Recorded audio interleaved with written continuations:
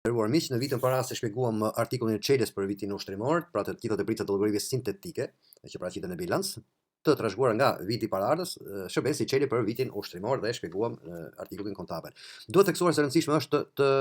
gjithashtu të bëhen çelët edhe për llogaritë analitike. Një ndër ato janë për shembull furnitor, kreditor apo klient. Dhe për të shpjeguar mënyrën e çeljes këtyre gjendjeve, ne do të dalim tek faqja e linqeve, do të klikojmë furnitor në rastin ton konkret. Tek furnitorët analitik, supozojmë që kemi furnitori A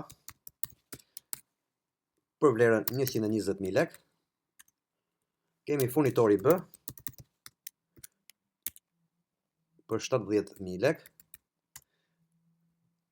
dhe furnitori C për 250.000 lek. Me hedhjen e këtyre tepricave, ne do të shikojmë që në ditarin e blerjeve, pra kalim tek ditari i blerjeve, në llogaritë furnitor, pra në kolonën e furnitorëve kanë dalë automatikisht pra furnitori A, B, C dhe në rastet që ne kemi blerje pikërisht për këto furnitorë, i klikojmë dhe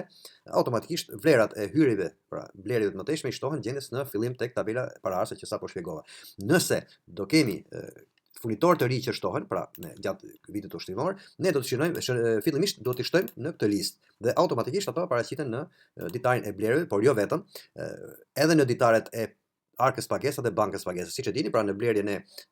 i shtohen detyrimet ndaj furnitorëve, ndërsa me arkën pagesa dhe bankën pagesa paksohen këto detyrime kur kryhen pra pagesa. Dhe konkretisht shikojmë tek arka pagesa, tek furnitorët e kreditorët kanë dalë automatikisht pra këto furnitorët të cilët ne kemi na duhet për të kryer pra likuidimet, po kështu edhe në ditarin e bankës pagesa është e njëjta situatë tek furnitorët kreditor automatikisht kanë dalë pra shfaqin këto furnitorë dhe të tjerë që do shtohen gjatë vitit ushtarimor.